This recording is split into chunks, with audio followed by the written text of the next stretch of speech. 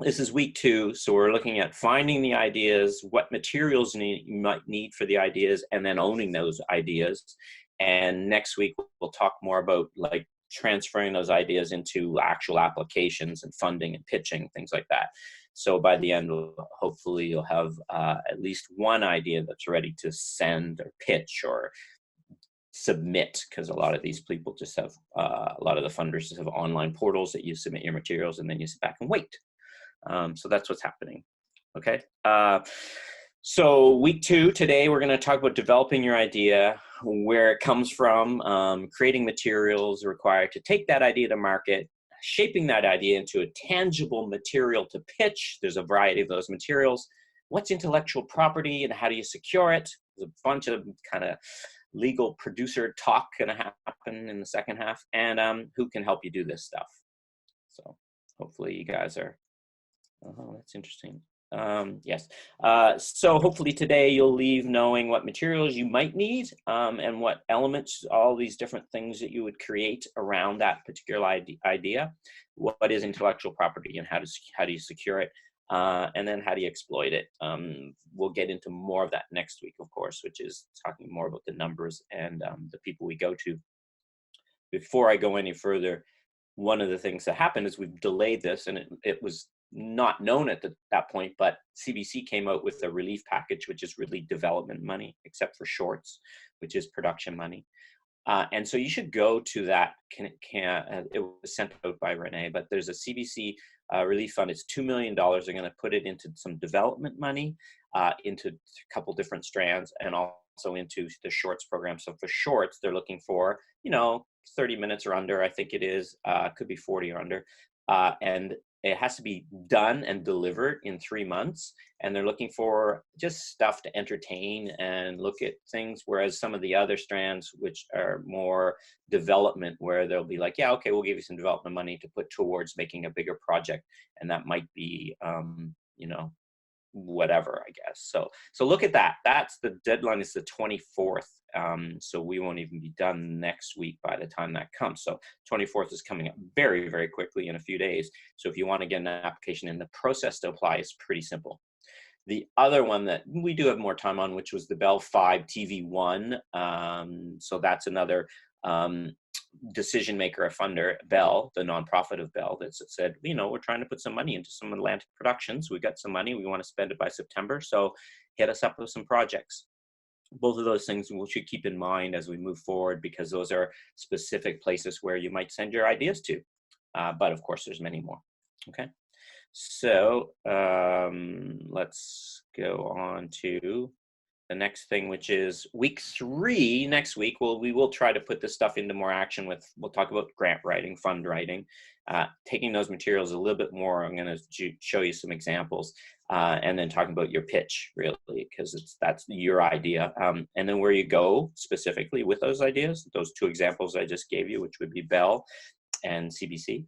And then we'll hopefully have time to dig into some detailed budgets and financial scenarios. So anyone new this week? I think there might only be one, if I'm correct, and that would be Louise. I think so, yeah. So Louise, do you want to say hi? Hi, everyone. I my camera off just because I think it slows down my connection. Not sure, or I don't have to look at myself. I'm not sure which one. But hi. Yeah, both good. Looking forward to this. Yeah, and so you can see on the intro that the only thing I said, yeah, like I know you, so we don't have to do this, but this was just what we did last week briefly, which was just to give, I just wanted an idea of the different levels that people are at here. And and I know you, so we don't need to do that. So thanks for joining us, Okay, and enjoy. And again, if you need to chat, send it through the chat, or you can unmute and we can go forward. But yeah, keeping your image off is fine. That way you can eat your sandwich or check cell phone or whatever you need to. And I won't see you, but if you want to be on, that's fine too. You can't see me, I don't think, but if you need to, maybe I'll turn this off every now and then so you can actually see me. But you can hear me. So that's intros. One thing I did last week is I went through my bio super quick, and I just want to, I just did a quicker version, a different version of this. So I've been doing this for quite a while. I've lost track. I was at 60 or 70 successful applications of several years back, and I just stopped keeping track. So I should do that again. But I have written a lot of grant applications, and many, and failed on many, but have also succeeded on many. So I know how to do that stuff. And I've been, like on a lot of juries, and that's also helpful because you're on the other side listening to people pitch their projects to you. And yeah, like some big juries where we've given out like $12 million for a bunch of people. So, it's good to sit on the other side if you get a chance to do that. If anyone ever asks you to be on a jury, do it.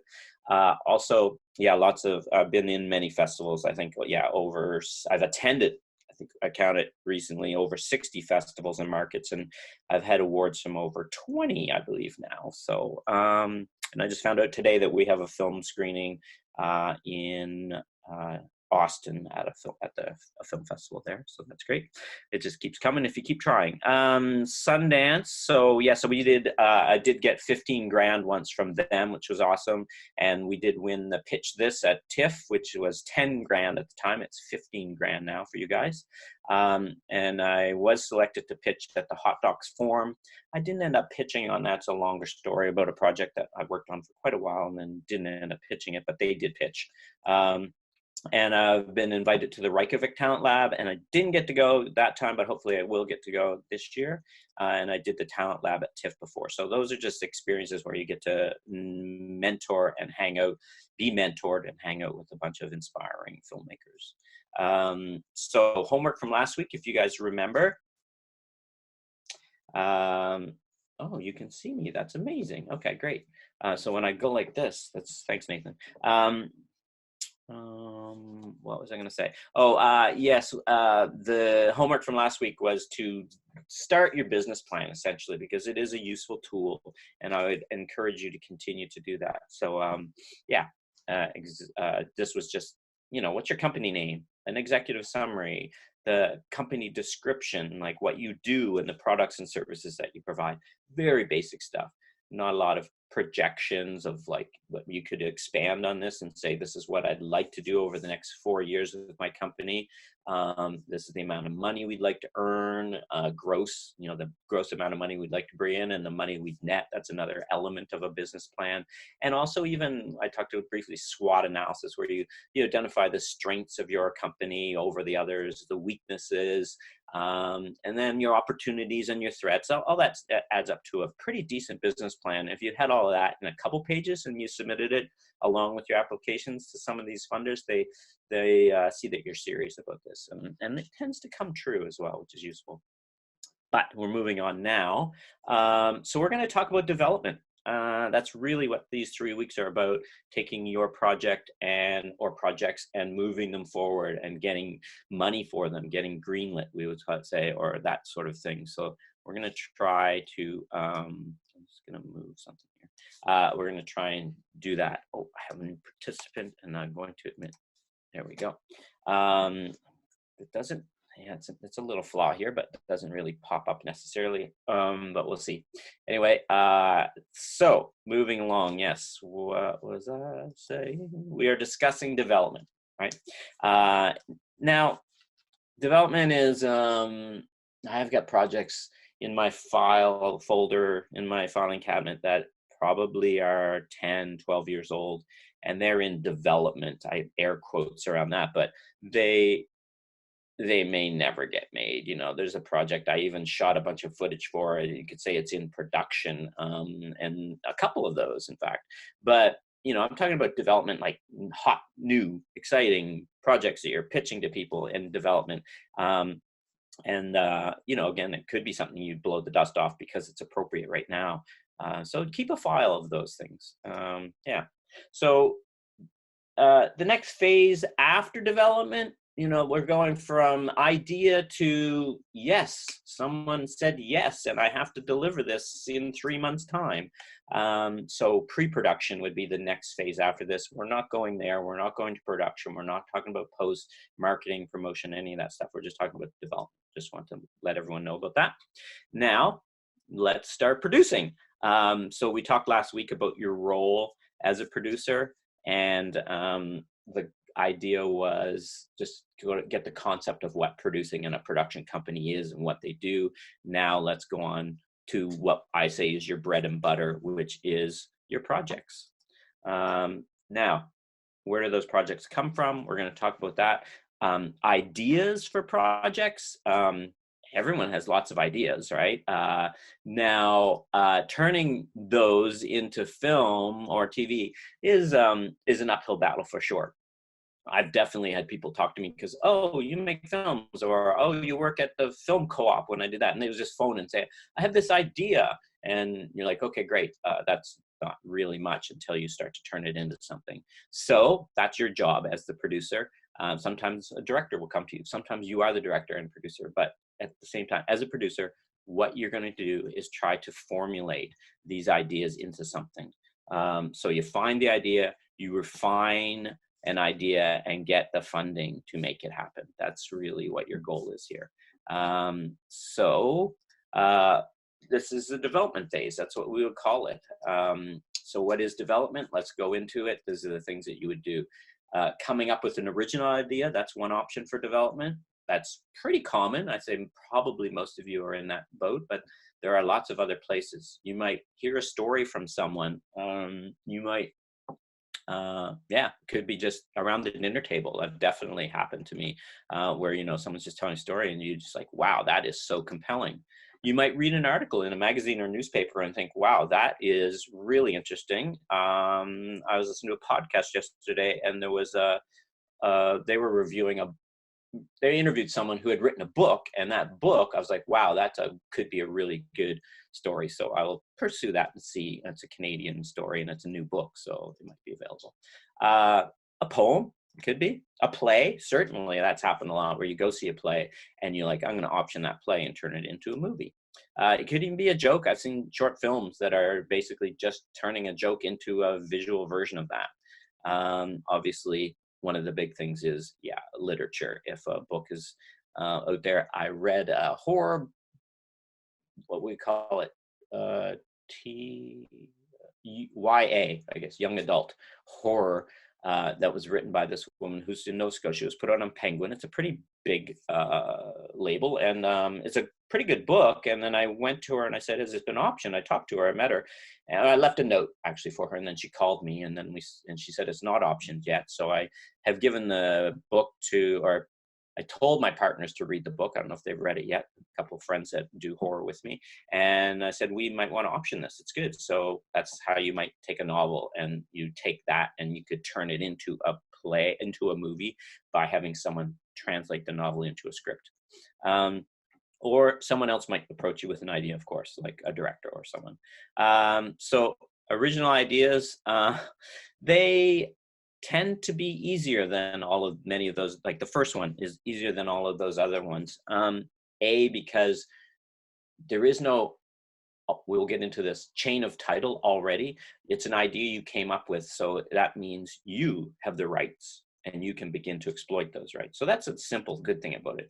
Your company just needs to option these rights from you. Now that might seem weird. It's like, it's my idea, or here's my script, or I came up with that idea, but you are an individual and your company will need to have paperwork, which we'll go into later today, of how and why they get to exploit it. So it really is just what we call a transfer of rights. You could say, this is my original idea. It literally could be a paragraph. And then the company is getting the rights is optioning the rights to turn it into something. That's really basic, super simple. We call that chain of title. And then the next one would be, and the company is going to pay or $1 for you to write the script. And that way the company now owns those materials, or has an option on those materials. Right. So then you then you hire yourself to write it. You could hire yourself to research it. You could even direct it or whatever, but all of those things eventually, if you're going through proper chain of title, we just need a little document on each of those that says that you've given those rights to the company. Conceiving the idea. What are you trying to say? So this is taking a sort of a step back and thinking about the idea. When you start to think of an idea, maybe you have an idea. I had one last week. What is boredom? And it seems like something that people are talking about these days. So, okay, there's an idea, but what is it? What are you trying to say with that idea?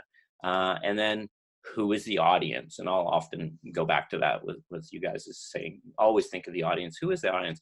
Right now, there is definitely an audience for what is boredom, because I think there's a lot of people that their lives have been changed quite a bit by COVID, and they're in their homes. So what are you going to do about boredom? What is boredom? Why are you bored? What's the history of boredom? That type of thing. And what audience? And then how would you tell that? What type of style? Is it a jokey, funny kind of look at something? Or is it a deeper, more complex thing? What genre is it? That type. It's important to start thinking about these things. And then, of course, which we're going to go into, don't forget to secure the rights to those stories. So if I read an article about it and I was referencing that article, I might need to contact the person who wrote that article and ask for permission and get a piece of paper that says, yes, you can do that. But if it's my idea, actually it was my partner and I, we just said that, it might even be her idea. So maybe I want to talk to her about licensing that idea. So there's two components to this. The theme, when I'm talking about conceiving the idea into something, what is this about?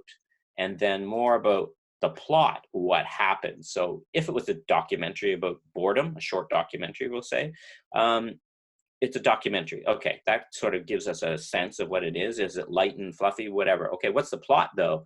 The plot would be, okay, I'm going to go online and interview people who are dealing with boredom in various ways. Yeah, there's a plot.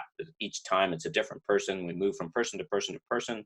Kind of, we would call that a survey documentary. And in the end, you have like a kind of a survey of like a menu of looking at boredom. That would be an example.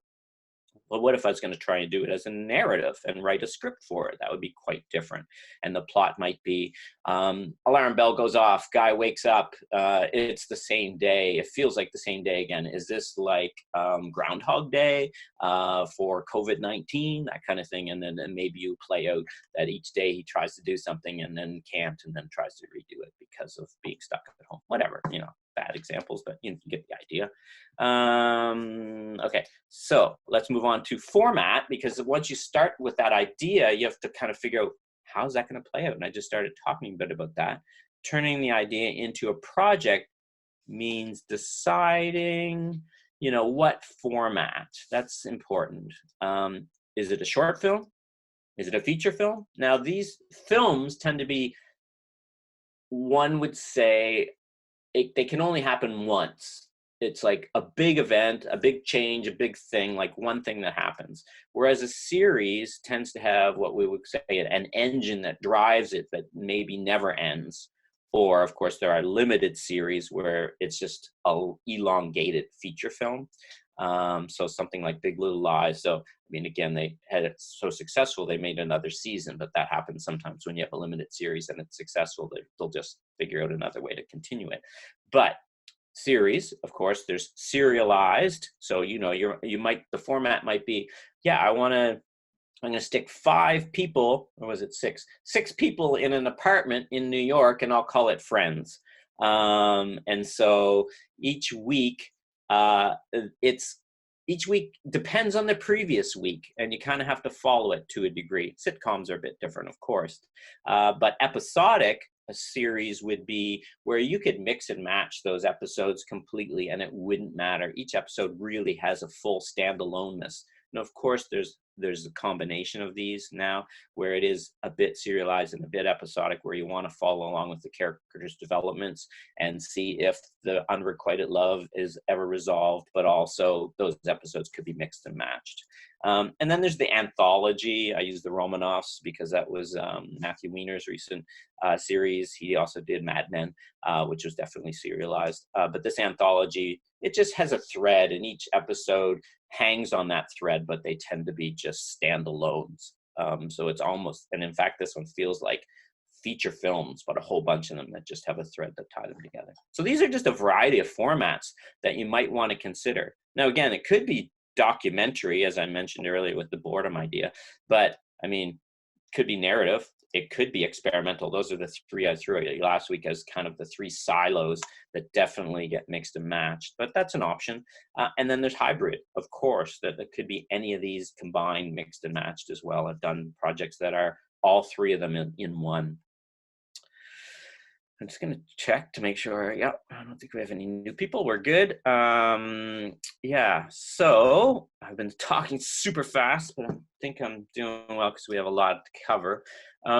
Again, you might also want to think about the medium. What do I mean by that? It could come later, of course, but is it live action? Is it animation? Because or, you know, maybe a combination of those, but, you know, I'm going to make a film. Imagine you and I want to make a film called Gravity, and it's set in space about this woman that gets catapulted out of a mess of, you know, spaceship, and she's floating around trying to get back to Earth or whatever. And we had $5,000 to make it. Well, maybe animation is the way to go because live action is going to be ridiculous, or maybe there's a different way to approach it. So you got to think about, again, your idea and what medium might be best applicable to it within the budget and the money that you have.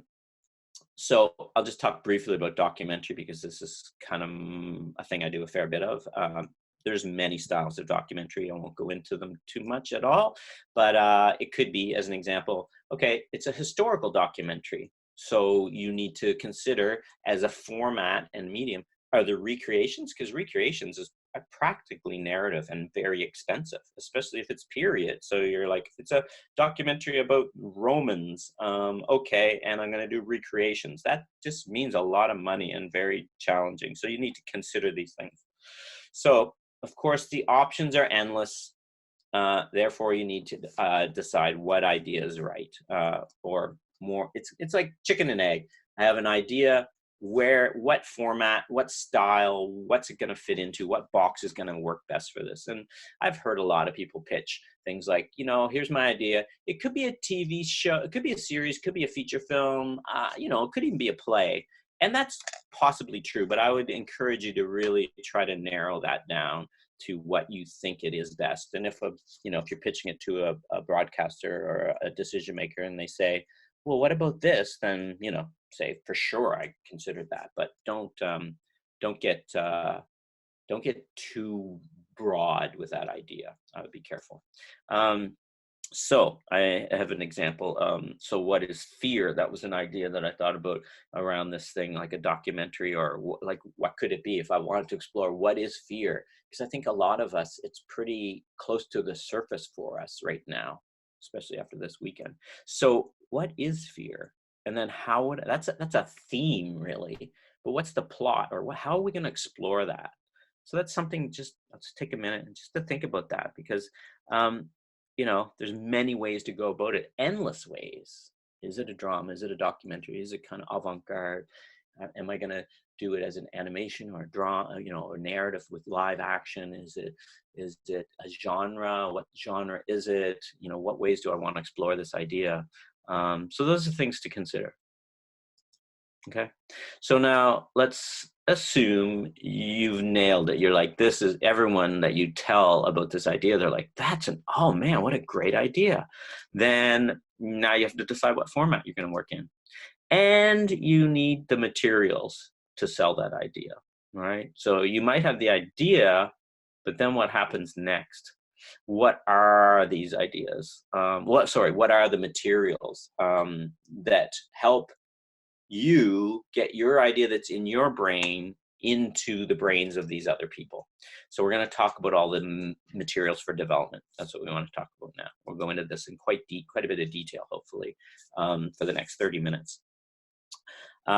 So if you're, you know, super good at it, or have a good track record, or, you know, charming and have a good relationship with the decision maker, maybe you could just pitch them verbally. So here's my idea. You know, you start with a little hand, like, okay, open on. So, you know, tell the story, and then they're really excited, and they're like, oh yeah, we're in. Here's a check, right? That would be awesome. But even verbally pitching the idea, you really need to have the basic understandings, because what if they ask you a question about it, or say, oh, so how are you going to tell this, or who's the main character again, or what's their motivation, whatever. You really, even if it's just verbal and you're never going to put it down on paper, or on the computer, we'll say, you still need to have good understanding of it. So as an example, a narrative, like we just talked about, I think it was fear I was using the example of, a narrative woman, sorry, a short film about a young woman. It's a narrative, and she's has to overcome being paralyzed by fear to save her dog. So that sounds like a, we now know just by saying that it's a short film, it's a narrative, it's live action, it's we know who the lead is, we know her obstacle is, and maybe I'm really into dogs and I'm excited to see this or something. So really basic, super basic, but it gives you a little idea of what we're talking about. I'm just playing with my screen here, just give me 1 second. Yeah. So what are the materials you need? Title, of course. And a lot of people, it's okay to change your title. It's okay that it gets better. But I would work on this I would really consider this an important element. Short synopsis. I say short because, we'll say, well, this is what we're working on today, like a paragraph or less, a couple sentences. An outline, which is a little more detailed. We'll talk about that. The treatment, which is pretty basic, where you want, someone's like, yeah, I'm interested, I want to see more. Treatment. You're not going to write a full script if someone says, yeah, I want to see more, because it's a big commitment. A script, of course, which is really important.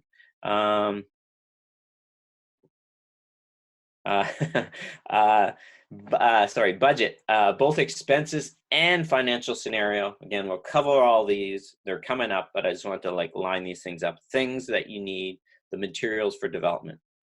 They kind of all lead into what I use a lot of, which is a one sheet, which is a piece of paper that you could hold in your hand, but now it's digital. So it's just two sides of 8.5 by 11, essentially. It's digital, so that even that's irrelevant, but it just summarizes all of this stuff for them. Why do you need these development materials?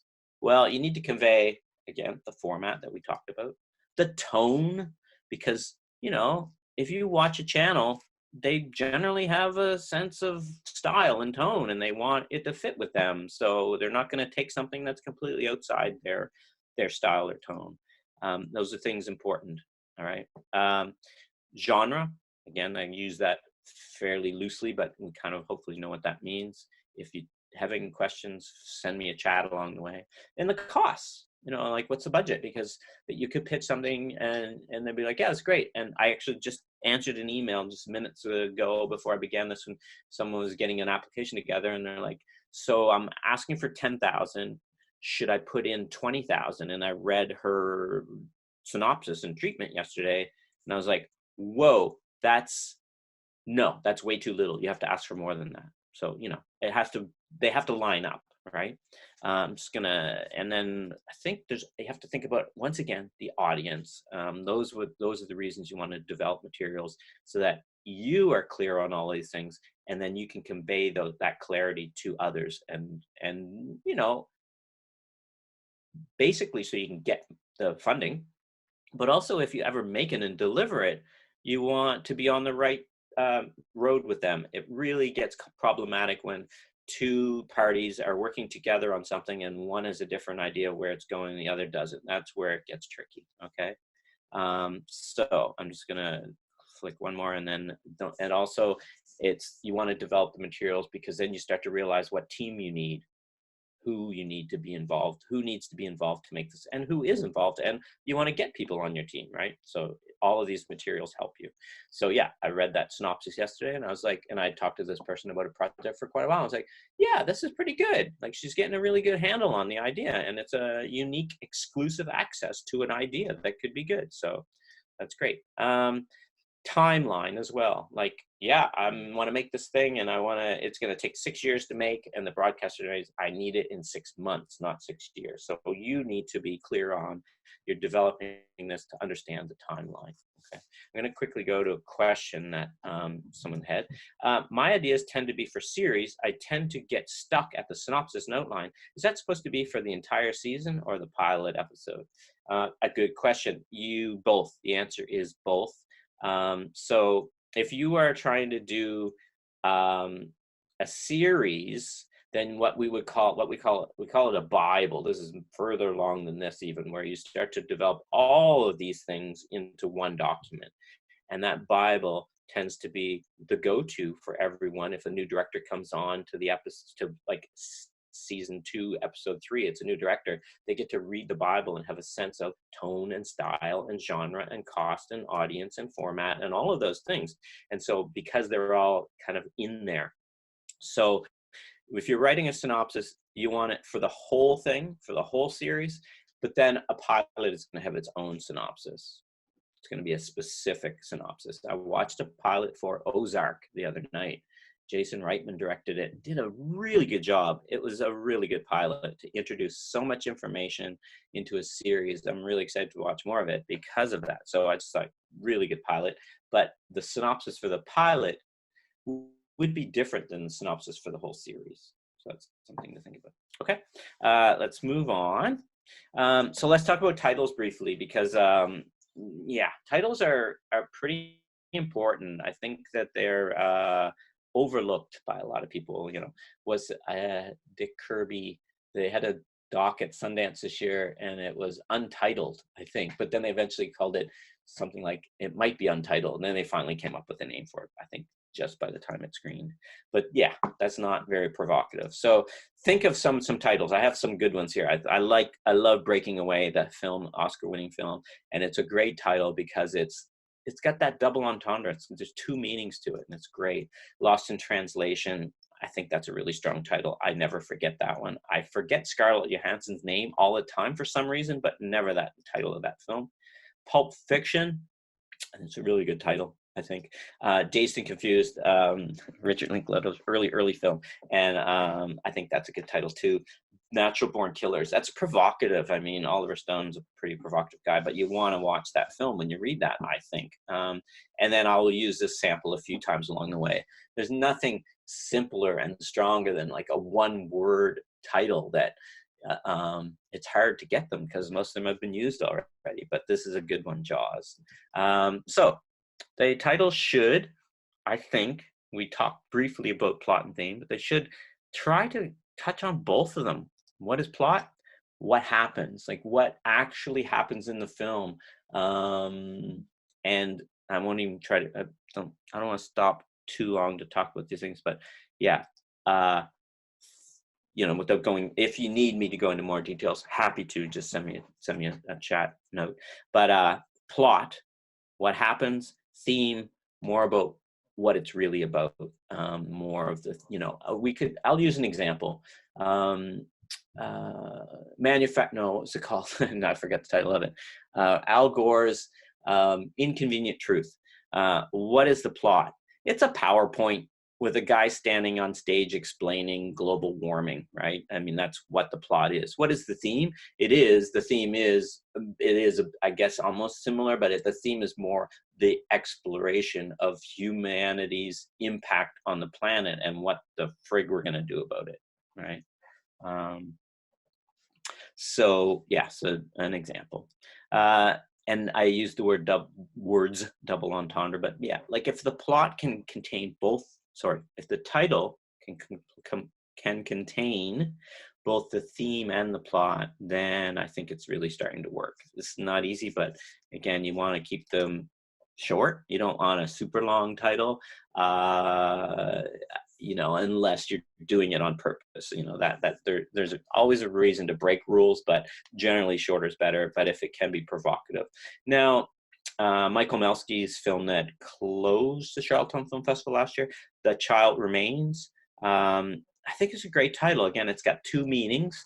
the child remains, you know, as in the child stays back, but also the remains of the child. So great example of a simple title, short, and you know, it did quite well.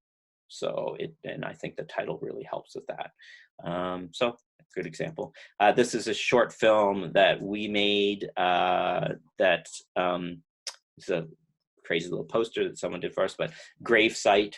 So it's just a short film, and that's the one I have queued up for later. But it's really, the title is, again, double meaning because they're at the grave. It is about grave robbing. They're there, but Gravesite, because that's the place, they called it Gravesite, but it's all about the guy and his eyeball. So we'll see more about that later if you want. But you know, so kind of a double, I guess, you know. So it's an example, not a great one, but there you go. So number one homework for this week, jot this down, everybody. Create a title for your project. If you, next week when I say how's it going, and I'll ask you what's your project title, then hopefully you'll have one. So that's what I would like. So yes, everyone. So that's homework number one. Maybe it's already done for you. That'd be awesome, wouldn't it?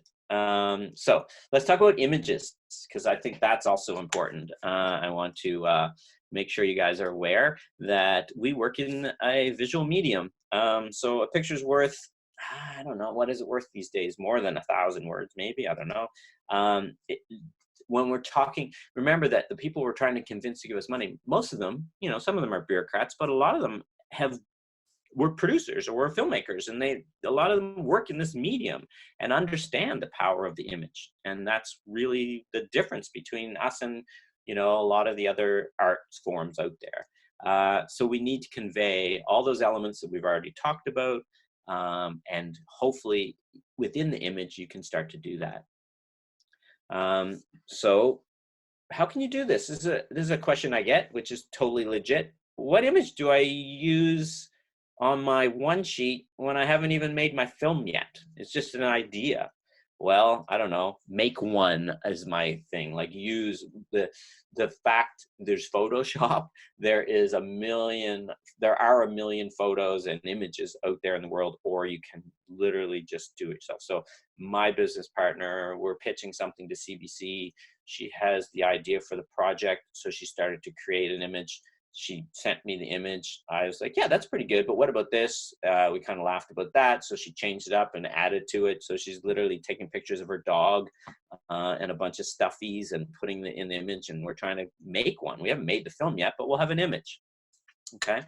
So I'll give you an example. The Disappeared, which is the feature film that we produced a few years ago.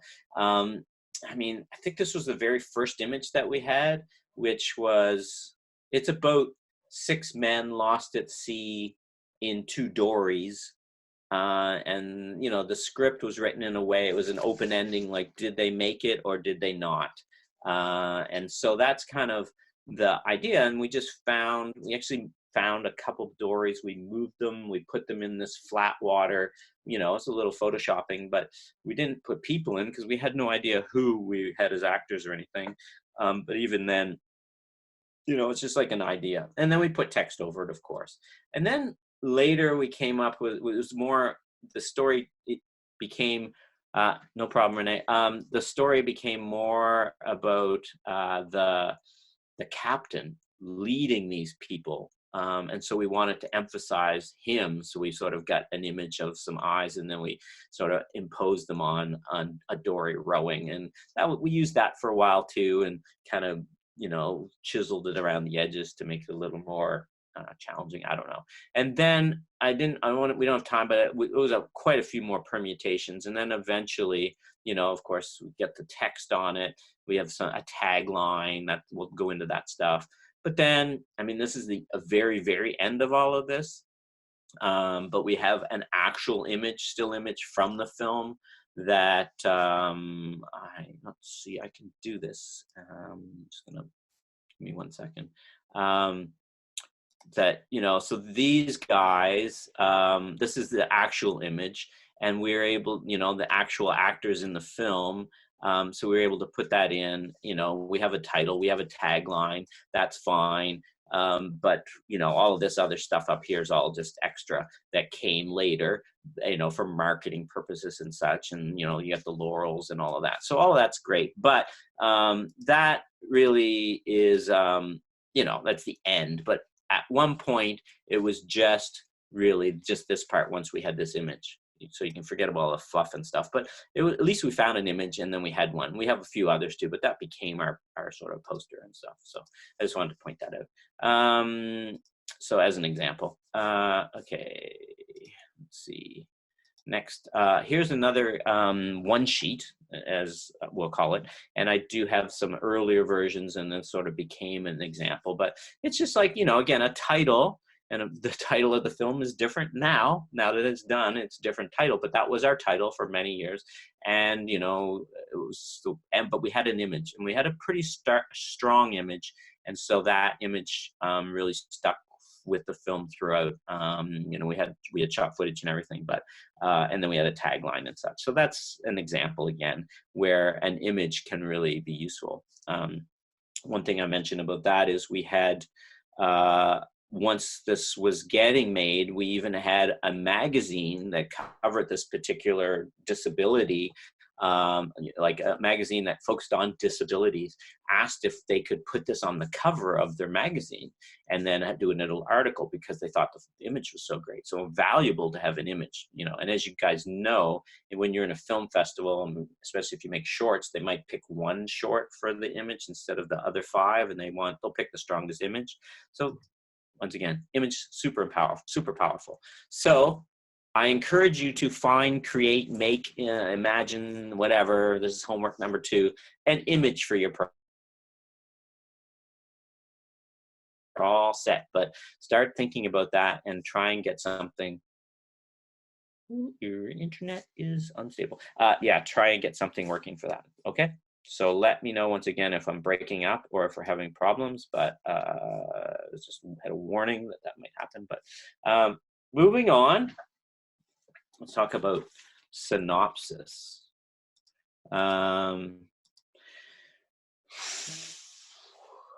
What's a synopsis, guys? Okay.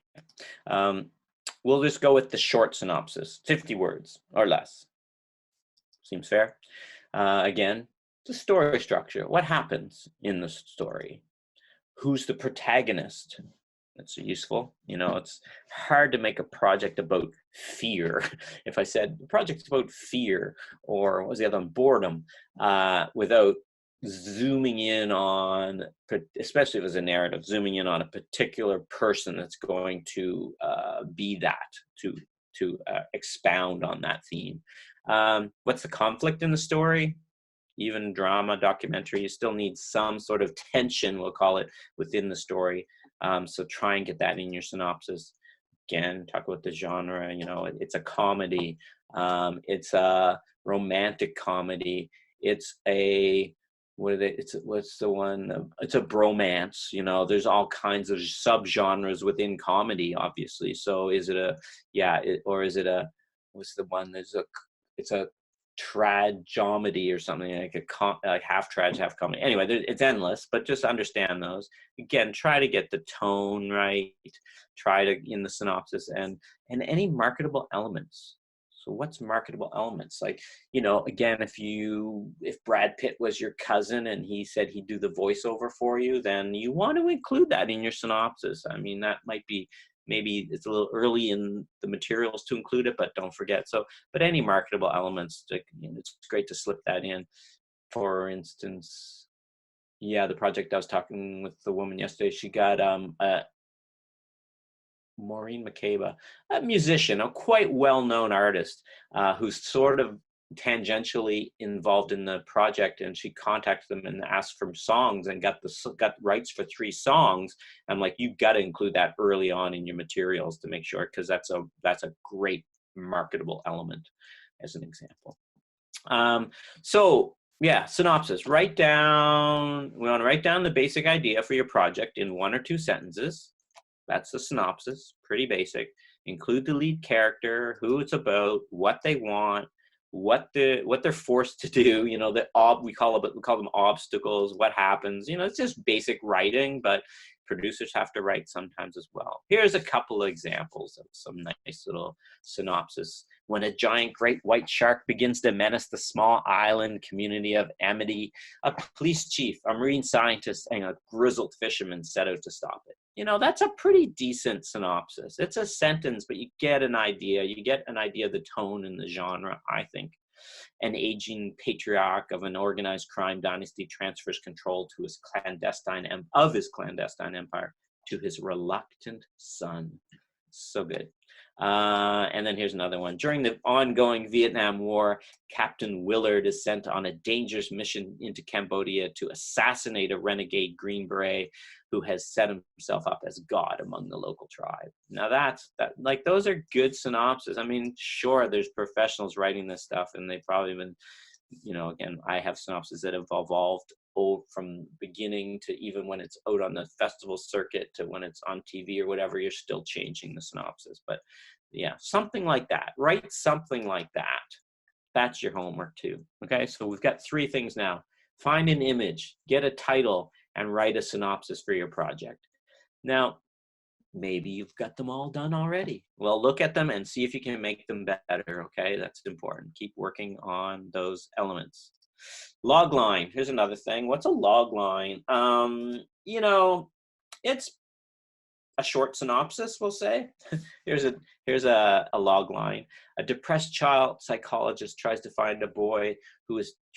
a boy who's tormented by a ghost, only to find out that he's a ghost himself. M. Night made millions of dollars on his smart little log lines and turned them into a full career at Disney. Yeah, I would say a log line is just a shorter version than a synopsis. That's all. So sometimes you hear them both. Again, these are just my opinions. Who knows? So yeah, that's your homework synopsis. You don't have to worry about the log line. You could call it that. It doesn't matter. Just something that describes your project. Tagline, I think, is different. A tagline is a shorter thing. It's a one-liner. It really is. It's that short, crisp thing. You don't have to get too involved in all that other stuff that I talked about. It's really something for, does TV Guide exist digitally still? It's really something that is supposed to get people like, yeah, I want to watch that. If they don't watch the trailer, they just look at the poster. You need them to want to watch. You need them to want to go to the trailer. You need to push people further. So you want something for the poster. So Jaws, that we read the synopsis. That's, pretty descriptive of the plot. But the tagline is, you'll never go in the water again. Throw that on with a big set of teeth and the jaws coming at the water at you, and you've got a pretty provocative image, right? So that's what you want, something provocative, something catchy, something makes the audience want to see it, right? That's what you want. So more homework.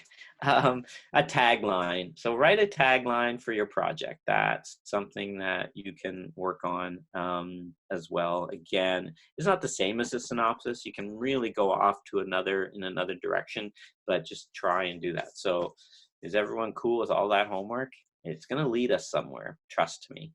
And again, maybe you've got it all done. So let's go to the bigger stuff, the stuff that takes a little more time, a little more commitment. Maybe you've already got, I would say if you've got all those other elements, you might have enough to pitch the project, or we say elevator pitch it to someone so that they can say, yeah, I'm interested, show me more. You might need more. Certainly some of the applications and online portals require more elements, but we'll talk about some of those now. An outline. An outline is more expansive than a synopsis. A page feels like, you could say, well, that's just a long synopsis. That's totally fine. But I would start calling that an outline. It should cover the plot, really what happens. The outline, you can start to include the audience and those other elements. But really, if it's a good outline will sort of cover what's happening. it's useful for busy decision makers that don't have time to read a script. Or again, even for you, if you give them an outline and a synopsis and a title and a tagline and a picture and an image, whatever, that should be enough for them to say, yes, I want more. And ideally, they'll be like, yes, I want more, and I'll give you this amount of money to give more. I'll use the NFB as an example. The National Film Board has kind of 3 levels of development. You go in, you pitch them up to this level. Here's an outline, here's a title, here's a synopsis, and they can give you around up to $5,000 to do what's called an investigate. Yeah, I love that idea. Now here's $5,000. Go back and do some research, and then come back to me with the next level, which we'll talk to. Once you come back to them, and then they all meet and they're like, yeah, let's move this project forward. I've got all these new elements. Let's go into development. And then you develop much more. And then after that stage, you go back to the NFB and they're like, yes, we're in, let's produce it. So that's what happens. That's what happens with the NFB at those sort of development level. They have another program called FAPS, which we'll talk about next week briefly. Okay, so the next level after outline is a treatment. What's a treatment? Well, it is longer than the outline. I've written longer than 20-page treatments, but I would say 20 is plenty. If you can't sort of describe what happens in, well, you know, again, even if it, going back to Shannon's question, even if it was a series, this would be the treatment for the pilot, right? You would take an episode and write a detailed treatment for it. It'd be weird to write a treatment for the whole arc of the season. Typically, you would outline that via each episode. In this episode, this happens, this episode, this happens, this episode, all the way. And then if you read all that, you're like, now I have an arc for a season. But we're talking about a treatment here. We're talking about a treatment for like a pilot or a script. So that is the detail of the plot. That's what you're lining up there. Detail of the plot. What happens from start to finish. Literally, how you open, when it opens, the alarm clock goes off, you know, sun rises, whatever, you know, fade from black, all the way to the end. That is a good treatment. And that can be for documentary or for drama. For documentary, that pretty much is the end of the written materials until you go to produce. But in narrative, of course, the next stage would be a script. Right? So a treatment. So you went from synopsis, logline, synopsis, outline, treatment, and then script would be the next thing, right? So you don't really want to go write a script unless you're doing a spec script. You don't want to write a script if you don't have a producer involved or you don't have some money involved. But the script really is we would say that is eventually the template for the show that you're making.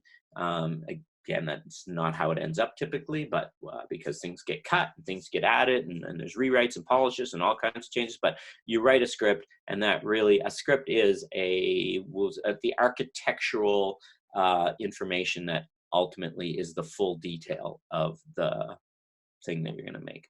The screenplay, we'll say. So there is a standard format for that. Doesn't mean you can't break it, but you should know it. That's pretty simple.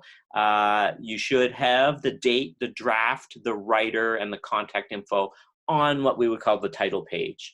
Now, remember that each format, when I say there's a standard format, I've seen people I've read, they've given me script for a 1-hour drama, but it's laid out like a feature, or it's a sitcom, but it's laid out like a 1-hour drama. So it's not that hard to figure. I mean, literally just go Google one of them and then make sure that their format is similar. And a lot of the obviously softwares have this laid out for you, but you as the producer don't have to worry too much about this. But just remember, you don't want to be submitting a sitcom that's not in the format of a sitcom. And especially if whoever you're submitting it to, check what their sitcom formats are and make sure it's similar.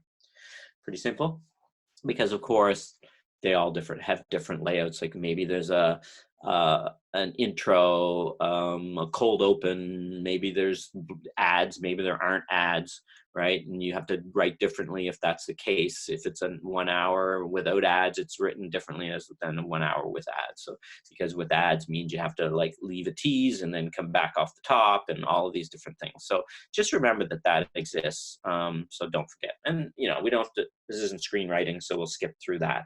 But again, if you have any questions, feel free.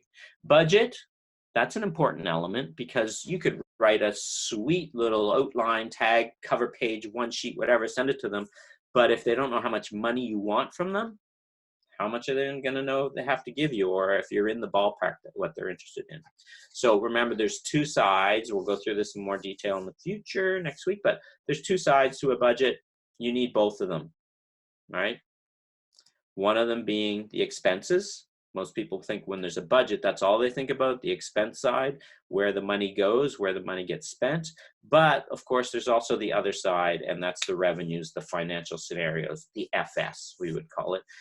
So you need to include both of those, and remember that they both at the bottom need to be equal, because if you send in an application to Arts PEI, that's what's called, and you were trying to do a short music video art piece, and you want $2,000 from them, and your total budget is $5,000, and in your financial scenario you have $3,000 from the band and $2,000 from someone else, and then you're asking for $2,000 from them.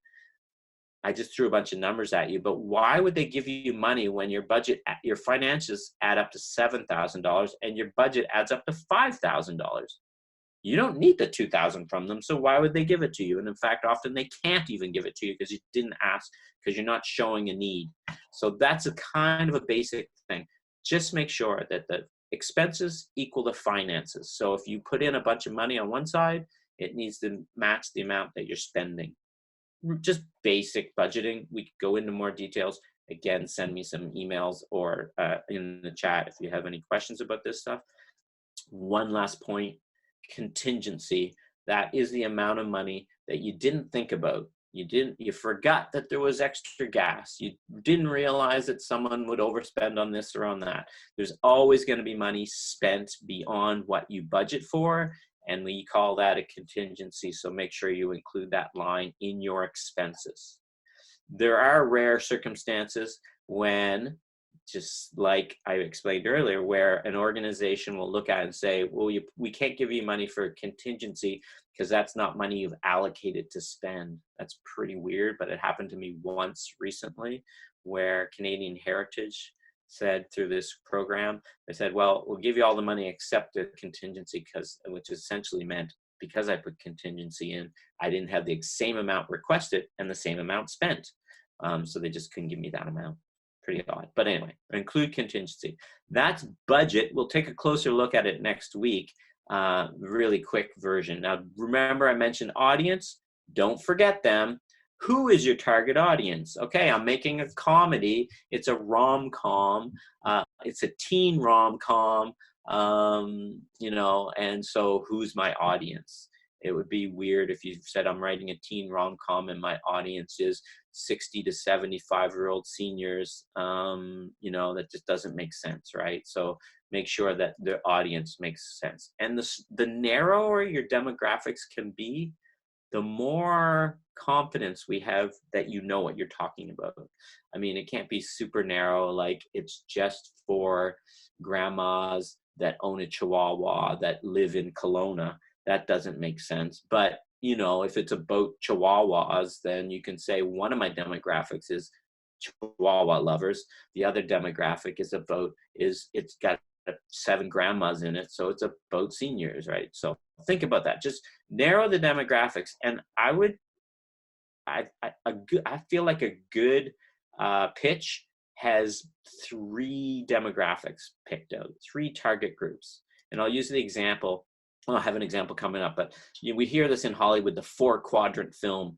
And what they mean by that, I just want to just briefly point out that they have 4 groups in mind. And the more groups you can hit with your project, with your idea, the more likely they'll succeed, or more importantly, less likely they'll lose their job with a failure.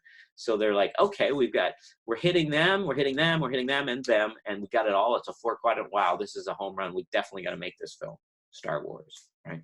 You could see as an example. And when they make the film, they consider all of these demographics to make sure they're hitting them all. Right. Oh man, we need a stronger female character so that we can, a young, stronger female character, so that we hit the under 25 females. So we're going to make that person the lead. You know, like it's almost reverse engineering. But this, I just want to throw that at you. We'll go back to The Disappeared as an example.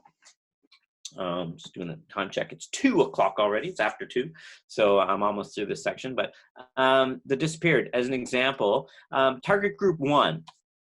We had anyone with this stuff. It took us a while to come up with this, but anyone that's like kind of lived by the sea or been touched by the sea. People have been on boats, and when you're on a boat and you're out and you don't see land, it just really has an impact on you. And this was a target group for us.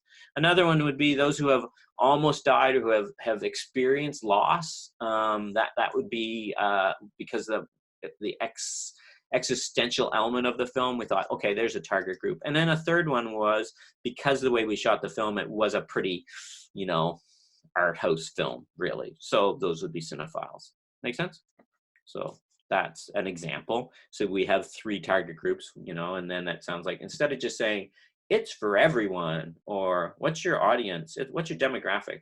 Oh, 18 to 97, you've got to really, the wider it is, the less it seems you've cared about that work.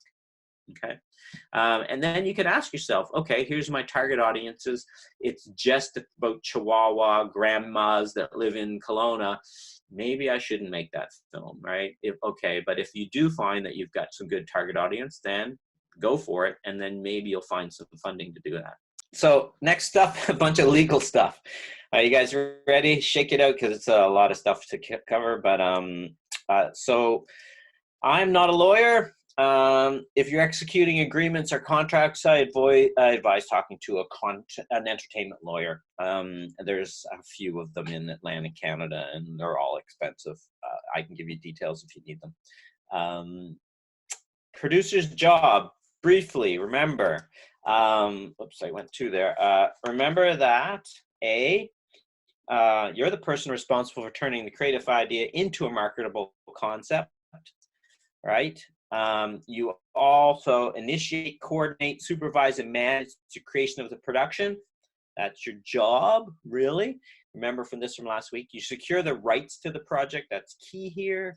And you set the budgets and secure the funds for the project. You're also in charge of financing and the logistics, which is generally all of the above, and a lot more, of course, but that's remember that. So how do you make money on the project? You secure the intellectual property to an idea. We talked about maybe it's your idea, but the company still has to secure that. But certainly we're going to now talk about other ideas and where you get them. And then you exploit it. That's what your job. It sounds kind of reductive, I suppose, but that's your job. You get the material, you get the ideas, you get the concepts, and then you own them, or get the rights to own them or option them, and then try to make money off of them. What is intellectual property? Let's talk a bit briefly about that. It's not just used in filmmaking. There's obviously other types of intellectual property. There's IP is it's essentially intellectual property protection. Isn't as simple, sorry, I'm just going to read this, isn't as simple as declaring ownership of a particular product or asset. You just can't say, it's mine, I own it, plant a flag on it and say it's mine. No, in most countries, because we use the countries and sometimes even states, but typically just countries, there are 4 primary types of IP. And they are patents, which you've probably heard of, trademarks, another element, copyrights, and trademarks. Sorry, and that's also, what was the secret? What's there's 4, and you can add it, type it if you want. Trade secrets. That's sorry. Trade secrets is supposed to say. That's funny. So patents used to protect inventive ideas or processes. Those are patents. If you get a patent on how to make whiteout, for example, The person who patented whiteout made millions of dollars. Another thing like trademarks, so it more protects words, phrases, even colors, believe it or not, smells, schemes. So trademarks are more specific to like individual things. And then copyright, remember, this is key. It doesn't protect an idea, but rather the manner in which that idea is expressed. And we'd call that authorship. So original works of authorship. So again, you could say I'm writing a book called Jaws, and it's all the words that you use to write a book called Jaws that it can be copywritten, not the concept of a scary movie about sharks, right? Or even the title. But you might be able to trademark a specific logo in the design of Jaws so that other people couldn't use it. Like the logo for Disney, for example, you would trademark that.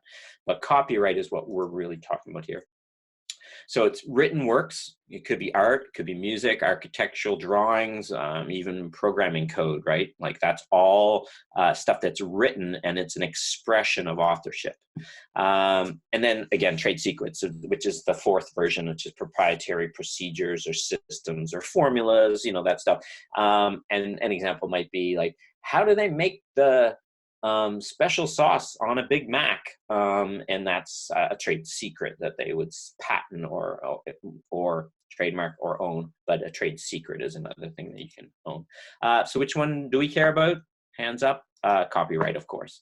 So that's the thing that we're looking at here, copyright. And copyright is protecting the creators or owners of rights by preventing others from using them without your permission. So really, it's like, you wrote a script, other people saw it and they liked it and they made a movie about that. Well, they're not allowed to do that, and you're protecting the rights to that. So you can now copyright and rights, we'll just say rights in general, go a long way. So there's a long list of credits to see, and the army of people involved in making something. So there's a lot of money involved. It's a very complex, collaborative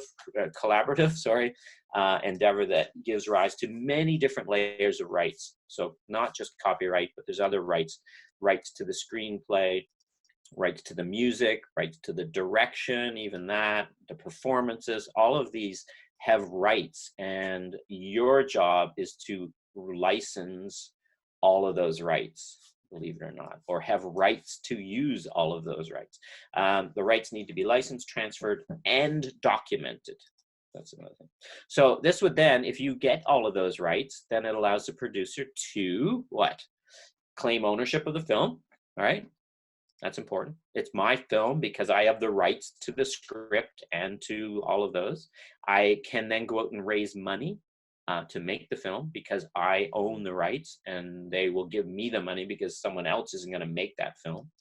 And I can license the distribution rights, and we can, to sales agents, distributors, and even what we call pre-sale based on the rights that I own, to go off and make the most amount of money to the most amount of people. So there are a lot of agreements that are necessary that you want to secure, okay? So producers negotiate multiple amounts, lots of agreements, and there's a lot of contributors, of course. If you think, again, that long list of credits, all those people contributed to your film if you're the producer, and you need to kind of secure those agreements along the way. You want to define how the IP rights arising from the property will be used and remunerated. So remunerated meaning how you're going to pay people accordingly. So, there are some people that whenever a film gets shown and money is exchanged, they get a little piece of that. They get a little piece of the movie because you have a contract or an agreement with them that says they get a bit of that money that you make. So that can get pretty complicated. We call it the back end or points. The idea of, how many points do you have on that film? I'm the director, so I negotiated 5 points, which is 5% of the back end, which is the money that comes after the film is made. So there's a lot of technical stuff, but we won't go into those in details. But all of this is underpinned by copyright law and contract law. And there's a long history of legal documents. And again, they're not that difficult. I write contracts like this, but are all based on other templates that I've sort of adjusted. So again, not as a lawyer, but just as someone doing this stuff, you can figure it out and save yourself a lot of money. Um, and all of these pieces of paper come together in the end to create what we call a chain of title. And that's the documents that are in a folder, we'll say, or a digital folder, that represent all the agreements and all the contracts that you've signed along the way to give you those rights to exploit that project. Chain of title, what is it? Again, it just shows that you own the rights to the property and no one else does, and that's important. And it doesn't mean you can't get sued. It doesn't mean someone could take offense to what you did or say, hey, they stole my idea, I told them that 10 years ago. But all of these documents give you more proof and more strength that you would be able to defeat that in the court of law. So you're just trying to protect yourself and the funders and financiers so that you can move on. So these documents might include an option agreement. We're going to talk about that, an option agreement. We're going to talk about a writer's agreement, and we're going to dabble a bit into, well, probably not much, into a researcher's agreement and other producers. There might be co-producers. You might not be doing this alone, so you have to have an agreement between the 2 or 4 or 10 of you on who gets what and how that's controlled, and even executive producer agreements. Today I was asked to talk to an executive producer and try and get him on our project, so I have to negotiate an executive producer agreement. So there's lots of different agreements. Let's talk about the option agreement. Now, one thing to remember, that there's a nice little binder, I would call it a handbook that Telefilm puts out. That's called the Producer's Handbook, and it's available online. And it has some of these, it sort of goes through all this stuff in detail, and it actually shows you some samples of things. And I originally had option and writer agreement as one. They were both kind of within one document. And that can be done if, of course, the person that you're optioning the rights to the idea is also the person writing it. But if they're not, then you have to separate those. So an option agreement, it details the rights purchase agreement. It helps avoid unforeseen legal problems, just like all of these other things. It clarifies that you are getting the rights to the idea. So we'll say, for example, that John Kimmel has an idea, and he talked to me about it, and I said, that's a great idea. I'd like to option that idea from you. And he's like, okay, I'll option it to you for this amount of money, and I'm going to, but I also want to be the writer, and I want to be the director. And we negotiate. Like, well, I don't want you to direct it. I have this perfect person who can direct it, but you can write it. And that way they're going to get some more money down the road too. But this doesn't guarantee, again, these documents never guarantee, like I said, that you're not going to be sued or that's going to be a problem or someone's going to try and steal your idea, but they just help guarantee, they help build confidence that it won't happen. So you might not need an option agreement if, for example, John's pitch was, it's about a ship that hits an iceberg and sinks in the Atlantic Ocean, and it was called the Titanic. And I have this really cool idea for it, and I don't really even listen to his idea, his specific authorship on it, but he wants me to option the idea of Titanic. Well, it's a pretty well-known story. There's so many versions out there. I don't think I need to talk to John and pay him the money to option his idea, because I just want to make another project on the Titanic, because it's, say, the 100th anniversary. I think, oh, it's perfect. There's people are going to be wanting a show on the Titanic. I'll just do a different one, but I don't want John's. So yeah, you don't need an option agreement, because you're not going to be using his specific material. Also, maybe there's an example where your story is original and not based on like the article. So for instance, there might be an article in a magazine about a particular thing, and you're like, oh, that's a cool idea. I don't want to option that article in the magazine because I don't have to pay for it, but I want to make a story about that. Well, that would work if that idea was already generally out there. But if this is a very unique story about a very unique person and a very unique thing, we'll use the Monopoly game at McDonald's. It was an article about that. And then that article I mean, the people that had been researching this documentary for years before the article came out. But when the article came out, it was pretty detailed. And so I think they optioned it from the people, they just to secure the rights, even though they were already making that documentary. Anyway, it's about McDonald's, and that there was some people that were like kind of basically stealing the monopoly money contest. Anyway, move on. So also, let me go back just for a second. So maybe your idea is original and therefore you're not using others, so you might not need an option agreement, but there might be reasons you want the option agreement. And this again would be an example like when I used the Monopoly money game, was that just the funders and everyone's going to feel better if you've optioned it, and that kind of means they're not going to sue you because it's close. But also it might scare off competition where like, yeah, we optioned that article. And, or if someone called them up and say, can we option that story from you? And they say, well, someone already did, they have the exclusive rights to this article. Then that's going to scare off people too. I'll give you a quick anecdote. I know we're going to run out of time, but I read a graphic novel. I thought it was great. I contacted the publisher because I knew them. And then they said the author had already optioned this book to a company in Winnipeg to make a documentary about it. And I was like, okay. And then 2 years go by, and I was like, I haven't seen that documentary. So I contacted him, and he's like, I don't know, I never did see it either. So he gave me the writer, the person who created it, gave me her email. I wrote to her, and she said, no, a bunch of people did talk to me, but I never did option it. And I was like, oh man, we should talk about that. So then I was flying to Montreal, I met with her, and then we talked about the book, and then now we're working together on that project. And instead of optioning it from her, we're becoming co-partners in it and co-producers to try and make that documentary. So just a quick example. So it does scare off competition when someone says, oh, it's already optioned, then you kind of go away. And I went away for 2 years on it, but now I'm back. And again, another example, you might want strategic partnerships. So again, if you have optioned something, you're more likely to get other people involved and come on board with you because you have the rights to something. So let's talk about options again, an option agreement. It's the rights to take the idea or story and try to make a film about it.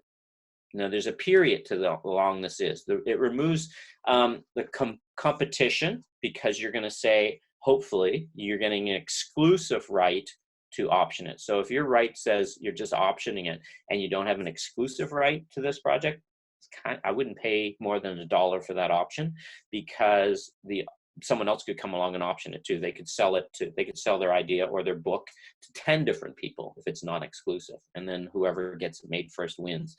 That's not very helpful. An option agreement should have exclusivity. So you say, for the next 2 years, I'm optioning your story so that I can try to make it into a movie. After that 2 years, of course, after that period of time, it's over, and then you lose the option. And then, but typically you might say in your agreement, I want it for 2 years. Typically it would be 2 years, and then option to renew it for 2 more years. Because if they're working with you and they've seen that you've been working hard and trying to get it made, and maybe it's almost made, well, then they'll option it another 2 years for you. And again, you typically put in how much money that might be for both times. Now, you need to minimally option it for at least $1. Your agreement should say $1, and you don't even have to exchange that $1. But if you say you did an option for $0, then it won't hold up, but $1 minimum. So as an example, the period of time that you might want to option. Some people want to option if you're talking to someone who's worth a lot, or they think they have a hot story, they're not going to give you much time to option it, because you could just sit on it for 23 months and then just work on it in the last month of your 2-year agreement. They're not going to be very happy with that. You paid them some money, $1 or more, and you're trying to get that turned into something. So be careful of that. Now, a current item like, a tragic accident that they're going to turn it into a movie right away, or it won't be worth anything in a while, they're going to give you a shorter option period. But maybe it's a book that's been out there for years and no one's optioned it. Well, maybe they'll give it to you, and they're in no rush. So I just wanted to give you an example of that. Now, after that option period, say you option something from John, I optioned his Titanic story for 2 years.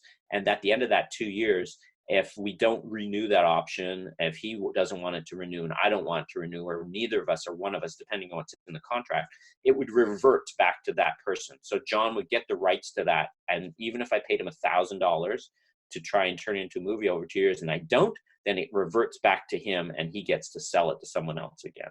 Okay, that's important. So more on the option agreement. We're trying to get through this stuff. To secure the rights to use the material before going forward, you don't want to start developing an idea if you don't have the option agreement already, because you're wasting your development time. So be careful about that. They typically state that the owner of the underlying work has agreed to grant the producer, again, for a specific period, the right to produce a film.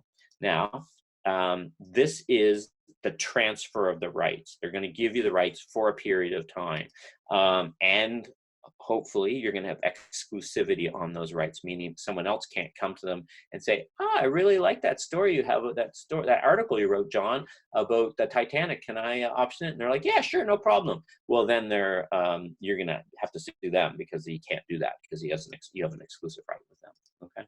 So if the film gets made, so what if you actually go and make the film, meaning that you exercise the option, I've exercised the option and I've made the film, then the copyright owner, the person that you paid, John, has agreed for a fee for the ongoing right to use the work. So not only do you pay them, $1 or $1,000 or whatever to option the right for those 2-year period. Once you go to film, there should be something in it that says, and if we make it into a film, I'll give you an extra $5,000 because I'm going to get paid $100,000 to make this. So you should get some of it too. That seems fair, right? The rights purchase agreements usually negotiate at the same time as outlining the terms of, securing the rights for the screenplay, the TV rights, or the rights to release, anything. So, you're going to sit down and make sure that you've written out, if you are turning it into a film, wow, that's amazing. He's going to get some money for that. But maybe John wants some money in case I get a bunch of, I don't know, options to turn into a play on Broadway. Or what if I get to make a TV series out of it or whatever. So he's going to be smart and say, well, I'm optioning it to you. And if you make it into a film, I'll get this. But what if you make it into this, and this? What's my share? So those are elements of that contract. It can get pretty complicated, as you can see. Producers seek to acquire as many rights as possible, right? So on my side, John might be asking for all this, but I want to have all of those rights myself, obviously. The original copyright owner will try to get as many as they want, but I want a bunch of things. For example, publication rights. Like what if, maybe I can sell the screenplay. Maybe I can sell stage rights to do a play. That would be pretty cool. Or radio play. Or podcasts now. Like, what if you could turn it into something like that? And you rights to the characters. What if you're going to do a spin-off because there's some really provocative characters in that article that he wrote, and then they have the spin-off, right? What about merchandising? It can get pretty crazy. Quickly, the Star Wars example, as you guys probably all know, when George Lucas was negotiating back at the time, he said, yeah, I'll give you all of those rights, but I want merchandising. And at the time, merchandising was nothing. But then Star Wars blew up. It got so big and he got to sell all those toys and make deals with Lego and all that stuff. And it was millions and millions and millions of dollars that he made just because he made that one little addition to his contract that said, I want merchandising. And they gave it to him. And that was huge. It literally changed all of filmmaking, just that one little piece of that contract.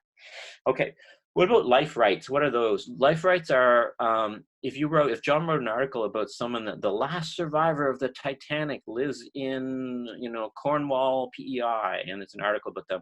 Well, if you're going to make a movie about that, you might need the rights of that person. So you have to go to that person and get life rights. Gets more complicated if they're dead and it's in their family, or it's bigger than that. But you might need life rights, so it's something else. What about moral rights? I'm not even going to get into that. It's too confusing. So moving on to the script. You might need to get an agreement for the script because it could be a new work, right? It could just be someone could write a spec script out of nowhere. Just think of an idea and write something. Or it could be based on an existing work, like a novel or a book or whatever. Those are two of the same things, sorry. So for existing works, you know, obviously a novel, a play, comic book, we talked about all these things, short story, it could be an article, it could be an event, like sadly a bus crashing and people perishing. So the script itself is always considered an original creation because it literally is an expression of some authorship. So even if it's based on an idea, someone is turning that into a document, a script, and that you also need to own the rights to, right? So we typically would hire a writer to create that script, and but we might also hire the writer. Again, it could be you, but you still need to write that through. So yes, there are templates for this. So without getting too lost in this, what I suggest that everyone does if they need any of these documents is they go to Telefilm and they look under Telefilm for the producer's handbook. And in that handbook, you will find examples of these.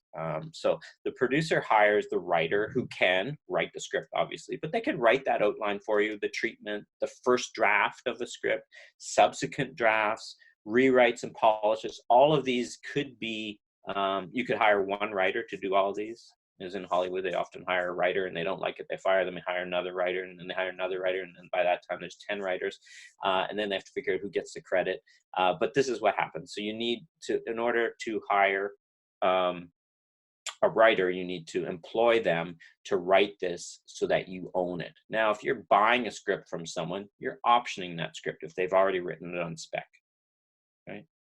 Oh, thanks, Renee. There it is in the chat. It's the producer's handbook. It's a little old now, but still good.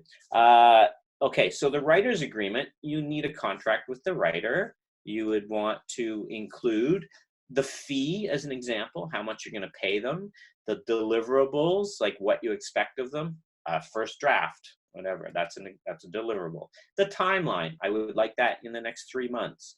The credit that they would get in the end. So they would get written by, or maybe not, depending. Other agreements that you might need. Man, you might need an agreement with the director and the cast and the crew and clearances, like for stuff that's in the film. So all of these things you might need agreements for. We don't want to go into too many of them in too much detail because I think your brains will collapse at this point. But essentially, what I'm talking about is that chain of title, and you have a bunch of documents. Let's talk about the director's agreement briefly. So because, you know, most of you guys are in that world where you're probably going to have a director, it's either you or someone, and that there's, again, with the director, just like the writer, there's several elements. You'd want to talk about how much they're going to get paid, even if you're directing it and the producing company is going to get you to direct it. What credit you get, where that credit even goes in the credit line, all that stuff. Do you get final cut? Does the director get final cut, or do the producers get final cut? And final cut meaning that once the project is done and delivered, the project that the director is done with might get handed over to you, and then you, if you have final cut, get to change it because you didn't quite like that last scene or whatever. Or they have final cut, meaning they get to put that out. So be aware of who gets that. And then there's other deliverables, like how far along is the director required? Do they just wrap production and then they're gone? Do they have to deliver a first assembly with the editor? Do they have to deliver a first draft? Which draft, you know, and then maybe they're there all the way till it's completed. So these are things you have to think about. Also, what other obligations might you want the director to do? For instance, do they have to help you promote the film? Do they go to festivals? What if the film gets into a festival? Who gets to go? Does the producer go, or does the director go, or do you both go? And who pays for that? All that stuff you want to work out. Kind of a little intimidating and a lot of work, but these sorts of things you can find in the handbook as well. Securing funds. So IP supports IP rights. If you have a nice clear chain of title with all these documents, that can be valuable. If you don't have any of them, or if you pretend you have them, or if they're kind of a mess, then you can be getting yourself into trouble if you're moving along as a producer with a project and yet you don't actually have the rights. So there was a story where I was working with someone, and the option agreement ran its course. It was 2 years plus 2 years, and then it had another option of plus 2 years. Anyway, the director and I got, as I was producer, they were the director, and I had notified them that I wanted to continue that, but then our relationship had fallen apart. So it just got really messy in the end. And then we just decided, well, let's just split up because it got a little complicated and messy. So, having clear chain of title documentations that everyone sees and everyone can sort of agree to doesn't even mean at the end that troubles won't happen, but it helps eliminate those troubles. It helps reduce the chance of them happening. So, without the clear chain of title, it's going to be harder for you to sell the film, and maybe even impossible, because people will ask for those chain of title documentations. And if they're not clear, or if there's ambiguity, or if it's, I optioned something from from a writer recently, and he had worked with another producer briefly, and I said, I need proof that I have clear chain of title. And he said, I got him to write it into the agreement. So if that producer comes back and says, you owe me $5,000 or whatever, it's up to the writer to pay that, not me. So it's important to keep that stuff clear. Having an agreement with an established screenwriter, and that's, in that case, it was an established screenwriter, or an actor, or a director. Any of those, we'll call them attachments. They can have a significant advantage to you if you option a hot book. If you were, and everyone wanted it, it's going to get made, and you're the producer that's going to make it. So you just, or if it's a really hot director or an actor or whatever, like, these rights that you get can be very valuable. So just consider that, remember that. And I use the term attachment because if you've attached a director to direct your film, and that director is, got heat, we'll say, like they're up and coming, but everyone wants to work with them, then it's way easier for you, for sure. Okay, so just remember that. So attaching the right people, but they're not attached if you don't have an agreement with them. And that, that happens to actors always. We always talk about there's a bunch of terms, pay to play, and a bunch of different terms for actors, but securing actors to be in your film is, that means people can have confidence that the film is going to be viable and make money. And that happens a lot. So getting all of these agreements in place is super important. We got 15 minutes left. I'm going to take quick breath here, slow down for a second. We're almost through. The first half was definitely more on the creative side. This is more paperwork side, but I just want to talk briefly about IP rights, making sure again that you understand them. Right, so they do shape each stage of the filmmaker's journey from the beginning to the end. If you don't own them, they're a problem. And there's all kinds of rights within the film, of course. If you own those rights, it does help attract funds, and that can be important. We talked about development last week. Even if at the development stage, if you want to get a script written and you want someone to give you the money for it, you kind of have to have the option. You have to have optioned the rights and have those agreements in place in order to make that happen. Telefilm will not give you money until you have all those agreements and have given them copies. So they have to be executed agreements. And so they know that this stuff happens, and people sort of have an agreement with someone, and then that sort of goes sour, and then they sort of lose that, and it can be a problem. Right? But remember that even beyond that, it enables the directors, the screenwriters, the actors, all the technicians and artists involved. This is how they make a living, is based on you safely and securing the rights to the medium, or the rights to the contracts, to all of those people that are going to work, and making sure that that's going to work and trouble doesn't happen. If someone gets sued, it just stops all the money from flowing, right? It also even spurs the technological innovations and pushes the boundaries, because like we talked about, you can trademark and use copyright for software development. Like even as you guys know, in Prince Edward Island, the idea of creating a piece of software that can help filmmaking if done right, can turn into millions of dollars and is super important. So these are the sorts of things that are important to remember when we're talking about intellectual property rights. Copyright. So quite simple. The idea of copyright can be, I mean, I talked about all that other stuff, but just the idea of copyright doesn't have to be that complicated. You can produce a minimally creative, so I'm going to read this because I'm getting tired. Produce a minimally creative original work of authorship and fix a record to your creation in some way. So imagine you just sit down and you write a script. I wrote a short script last night, or I wrote a feature over the last couple of months. Great. So how are you going to keep copyright for that? How do you start that chain of title? Well, you can literally write it down on a piece of paper and put it in the mail and mail it to yourself.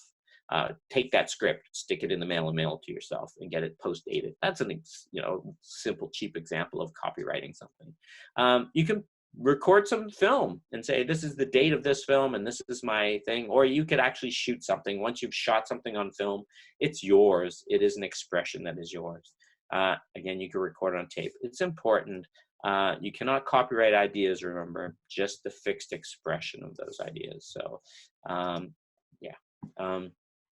so with certain exceptions, copyright allows the owner, as I'm just being redundant here, to protect the material so that you can control reproduction, right? If you've made a film and people are making DVDs of it, then you have the rights to shut them down because they haven't been paying you for that.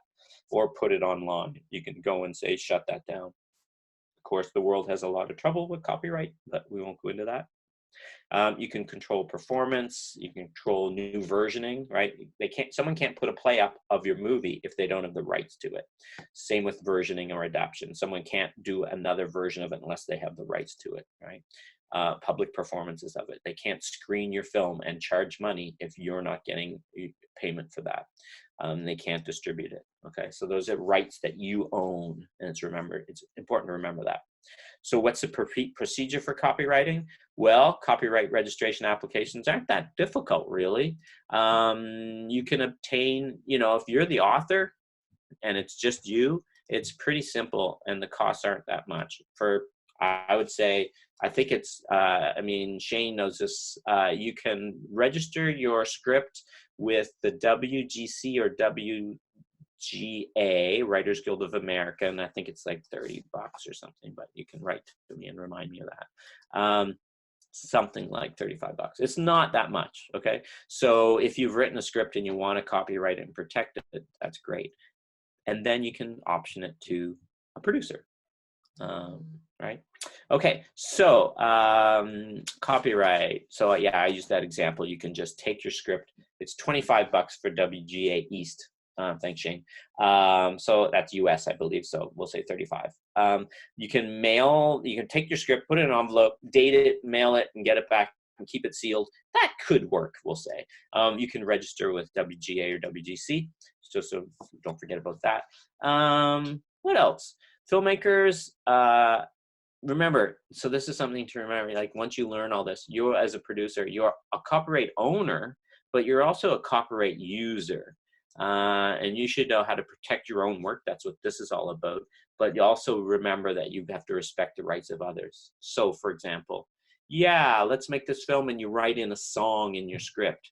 And that song is owned by someone and a publisher owns it and stuff. You can't use it unless you have their rights. You can't put that, piece of artwork up on the wall in your film. You can't write that into your script, and even in production we can get that far down unless you have the rights to do that. So and again, all these technicians and artists that work for you on your film, thanks, Jane, they also have skills that they're giving to you, and you need a contract with them, and that could be like a deal memo for crew that come on to work with you. How much are you paying them? What do they get out of it? What do you get out of it? You're paying them for their skills, but you're also paying them the rights to take the work that they contributed to your film, and you still own that film. They don't own a piece of that film, depending on how that contract goes, right? So intellectual property, generally, just another regrouping, generally refers to different areas of law that protect the products of the mind and the personality, and for the purposes of all of these things. So you can trademark them, right? Intellectual property. It's a term that generally refers to the different areas of law that protect the products of the mind. For our purposes, copyright, really, that's what we're talking about, okay? The original work of authorship, hopefully that's clear to you guys now. There's 2 requirements for work to be an original work of authorship. You must be the author of the work, meaning it is you who created it, such as the writer of a screenplay. And also the work must be original, which means it's not copied from another source. Gets a little tricky at times when we're talking about how original it is, or, you know, it's kind of like in school when you were, you know, plagiarism, that term plagiarism, but yeah, that's the general concept of original work. And then, of course, in the States, because they have a union for writers, the Writers Guild of America, which we were just talking about, and there's one in Canada, that there's a work for hire. So a producer can actually hire a writer to write, but whatever they write is owned by the producer because we're paying them. So that's what that agreement is about. So one could say, well, I'm the creator, I wrote it, it's mine, but not if they've written it for you because you hired them. So be aware that you might not own the copyright of the work that you were hired to create for someone else, right? So if you're the writer and someone has hired you, they now own that work. And that's where moral rights come in, which I said I'd skip, but essentially you own the copyright as the producer. So it's important to remember. Exclusive rights, remember I talked about that. I just want to reiterate that, the importance of that. Owning a copyright is different than physically possessing the work. So, right, so you know, maybe someone has a DVD at home of the film that you made, that's quite different. But copyright's not some sort of official document. When you own copyright, you actually own a number of exclusive rights to the work, okay? And I'm going to skip that stuff. So let's go back to the homework. We're just about done. I just want to remind everybody, remember last time we had a 1-page business plan. That was homework. I also asked you to do a title for your project. Pretty simple. The tagline for your project, synopsis for your project, and an image for your project. And they're going to all lead us towards the documentation that we will want to create by next week. So next week, we will be finding the money, where to go to ask people once you get your projects nice and ship-shaped. We're going to talk about successful budgeting and financial scenarios, kind of dig into kind of what that looks like, that A, B, C, and D, and where the money gets spent, but also where the money comes from. And we'll look at some applications from successful fundraising. So, you know, I don't know how much detail we'll go into it, but, you know, there's applications to like Canada Council or PEI Arts Council. And then there's applications to CBC and Bell 5, TV1. And then we're going to like look at honing those materials, some examples, and try and get those pitch materials in shape for you guys. And your pitch. That's what we're going to try and get through. So let's wrap up. I think if there's any questions, maybe now you could click on your microphone if you wanted. I think you have the ability, or send me a little email. So there was a comment Renee asked, do you need to do a buyout? So that's where we talked about. Yeah, go on, Renee. Sorry, I was just wondering about when you were talking about people writing stuff for you. I was just wondering if you need to do a contract that specifically says you own that material, and do you have to do a buyout in that contract? Like, I know that's deeper than we should be getting, but it's just information. No. Yeah. The answer to that is the writer's agreement would explain that. So you're going to hire the writer to write. If you're optioning a script that's already, so it's you're just optioning it, that's different. But if the writer is going to create work for you, you're going to write them to hire. Again, in both of those, you would need the language that says, you know, do they make money after? And so in the option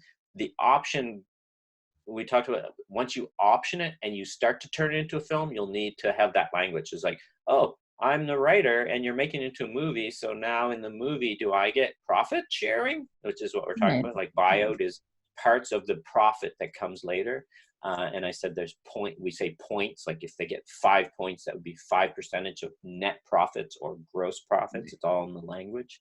The other thing that like the back end, that's another term. So when we say buyout, some, like if you're a union, might not allow you to do buyouts. You have different rules, like ACTRA, for example.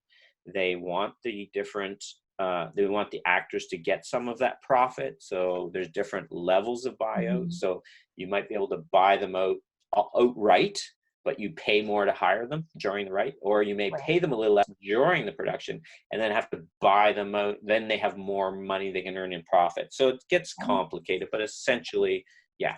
Yeah. Thank you. Shannon asked, wondering what kind of idea would be best suited for this exercise? One that is most likely to get funded, or does that matter? So she has lots of ideas and she's wondering which would be the best idea for this exercise. And I would say the one that you're going to submit somewhere first. Like, you can submit 10 projects to CBC by the 24th, and they'll have to look at them all and say yes to no or any of them. So, but pick one that you feel like you're going in this exercise, like the homework I've given you. Take to your project that you most likely think will succeed, I guess. Maybe that would be an answer. I want to just make sure. So thanks again, everyone, for participating. Email me for these PowerPoint slides. Again, this is online, so you can look at that way. Recordings will be available. Renee can explain that, how you can get access. Next week, which is our last week, same time and same place. Here's my contact information, which you have, or you can screenshot, or I'll just put it in I can't.